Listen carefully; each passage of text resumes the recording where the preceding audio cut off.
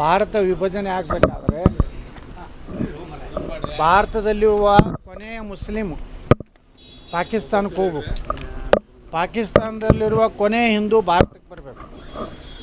ಅವಾಗ ಭಾರತದ ವಿಭಜನೆ ಆಗಬೇಕಂತೇಳಿ ಬಾಬಾ ಸಾಹೇಬ್ ಅಂಬೇಡ್ಕರ್ ಅವತ್ತು ಭವಿಷ್ಯ ಹೇಳಿದ್ರು 1942. ಇವತ್ತೇನು ಘಟನೆಗಳು ಈ ದೇಶನಾಗ ನಡೀಲಾಕತ್ತಾವು, ನಿರಂತರವಾಗಿ ಕೋಟ್ಯಾಂತರ ಜನ ಆಗಸ್ಟ್ 15 ಹಿಂದಿನ 2 ರಾತ್ರಿಗಳು ವಿಭಜನೆ ಟೈಮ್ನಲ್ಲಿ ಕೋಟ್ಯಾಂತರ ಹಿಂದೂಗಳು ರೈಲ್ವೆ ಹಳಿಯಲ್ಲಿ ಸಿಕ್ಕು ಸಹ ತಮ್ಮ ಜೀವ ಕಳ್ಕೊಂಡ್ರು. ಇವತ್ತು ಕಾಶ್ಮೀರ, ಪಶ್ಚಿಮ ಬಂಗಾಳ, ಕೇರಳ ಮತ್ತು ಈ ಕರ್ನಾಟಕದಲ್ಲಿ ಇವತ್ತು ನಾವು ಹೋರಾಟ ಮಾಡ್ತಾ ಇರೋದು ಲವ್ ಜಿಹಾದು, ನಮ್ಮ ಹಿಂದೂ ಹೆಣ್ಮಕ್ಕಳನ್ನು, ದಲಿತ ಹೆಣ್ಮಕ್ಕಳನ್ನ ಅತ್ಯಾಚಾರ ಮಾಡುವಂಥದ್ದು, ಸಾಮೂಹಿಕ ಅತ್ಯಾಚಾರ ಮಾಡಿ ಹೊಳೆಯಲ್ಲಿ ಬಿಸಾಕೋದು, ಇದೆಲ್ಲ ನೋಡಿದ್ರೆ ಈ ಮುಸ್ಲಿಂ ಇವರು ಜನ ಈ ದೇಶನಾಗ ಇರುತ್ತಾನೆ ನಮ್ಮ ದೇಶಕ್ಕೆ ಶಾಂತಿ ಇಲ್ಲ, ಇವರು ದೇಶ ಭಕ್ತಿ ಇಲ್ಲ.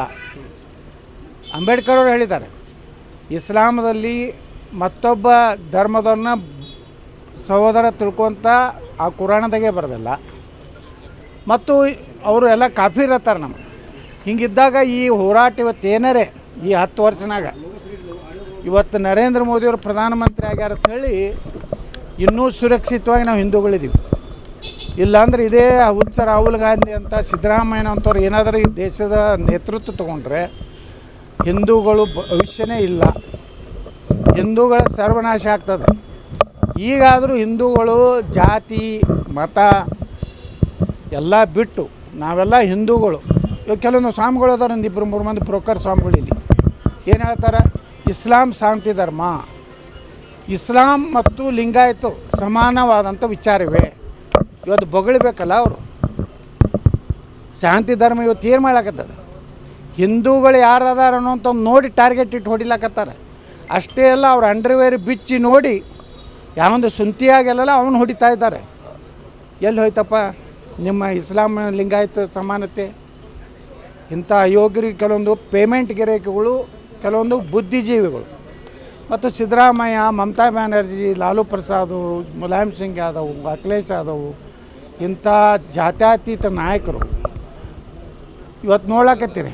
ರಾಹುಲ್ ಗಾಂಧಿ ಮೂರ್ಖ ಅಮೇರಿಕಾದಾಗ ಹೋಗಿ ಭಾರತವನ್ನು ಟೀಕೆ ಮಾಡ್ತಾಯಿದ್ದಾನೆ. ಇದೆಲ್ಲ ನೋಡಿದಾಗ ಭಾರತ ಬಹಳಷ್ಟು ಇವತ್ತು ಕಠಿಣ ಸಮಸ್ಯೆಗಳನ್ನು ಎದುರಿಸ್ತಾ ಇದೆ. ಎಲ್ಲಿ ಹೋಗ್ತಾರೆ ಹಿಂದೂಗಳು ಹೇಳ್ರಿ? ಹಿಂದೂಗಳಿಗೆ ಹೋಗ್ಲಿಕ್ಕೆ ಜಾಗ ಎಲ್ಲ ಐತಿ? ಅಫ್ಘಾನಿಸ್ತಾನದಾಗಿದ್ದರು ಹಿಂದೂಗಳು. ಮಹಾಭಾರತದಾಗ ಅಫ್ಘಾನಿಸ್ತಾನದ ಗಾಂಧಾರಿ ತವ್ರ ಮನೆ ಹತ್ತಿದ್ರು, ಅಲ್ಲಿ ಹೋಯ್ತು. ಪಾಕಿಸ್ತಾನ ಹೋಯ್ತು. ಬಾಂಗ್ಲಾದೇಶದಾಗ ಇವತ್ತು ಏನಾಗ್ಲಾಕತ್ತೈತಿ ನೀವು ನೋಡ್ಲಾಕತ್ತೀರಿ. ಇವತ್ತು ಪಶ್ಚಿಮ ಬಂಗಾಳದಾಗ ಏನಾಗ್ಲಾಕತ್ತೈತಿ ನೋಡ್ಲಾಕತ್ತೀರಿ. ಕೇರಳದಾಗ ಏನು ಆಗ್ಲಾಕತ್ತ. ಅಂದರೆ ಹಿಂದೂಗಳು ಎಷ್ಟು ದಿವಸ ಅಂತೇಳಿ ನಾವು ಸಹನ ಮಾಡಿ, ನಾವು ಇನ್ಮೇಲೆ ಪ್ರತಿ ಕಾರ್ಯಕ್ರಮ ಪ್ರಾರಂಭ ಆಗಬೇಕು. ಯೋಗಿ ಆದಿತ್ಯನಾಥನಂತವರು ಇವತ್ತು ರಾಜ್ಯದಲ್ಲಿ ಬರಬೇಕಾಗಿದೆ.